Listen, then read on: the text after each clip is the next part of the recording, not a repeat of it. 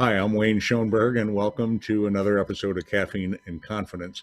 I put this on early this morning because I have a Toastmasters meeting this morning. I belong to the Midtown Clayton Toastmasters, and we meet on the first and third Friday of every month. Generally, we do it in person, of course, as most Toastmasters meetings are done in person, but we're experimenting today, and we're going to do it on Zoom. So we're going to have a Zoom meeting. And it starts very shortly here, so I thought I'd talk to you a little bit about my thoughts on caffeine and confidence today. Of course, I'm loaded with my caffeine, and I hope you are too. Look, here's some things to think about. Fear causes stress, and stress is not good for your health. It's just that simple.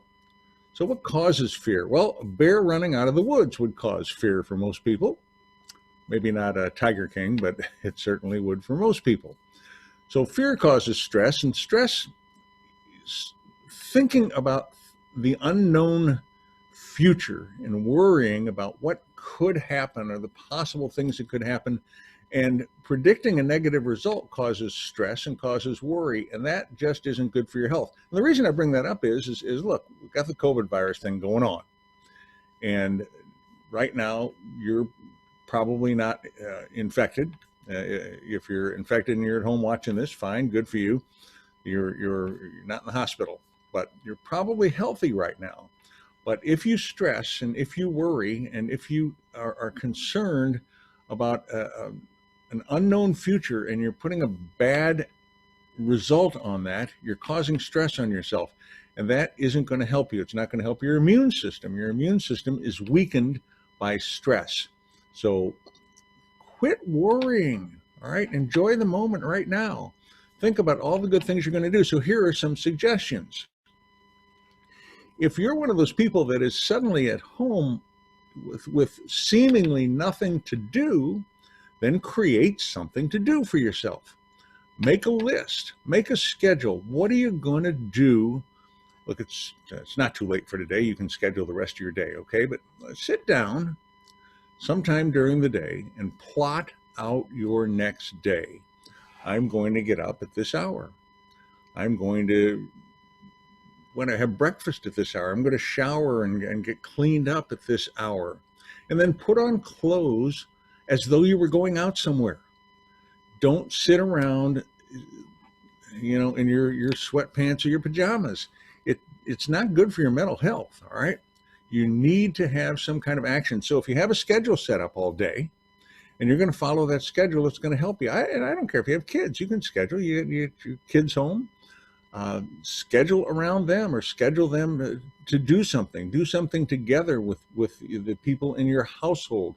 And if you're alone and if you're sitting at home alone, then schedule calling somebody and talking to somebody. Or if you want to learn how to use Zoom, give me a call. I'll tell you how to use Zoom. By the way, if you don't mind, subscribe to these videos, please. Just check the little subscribe button down there. I'd sure appreciate it.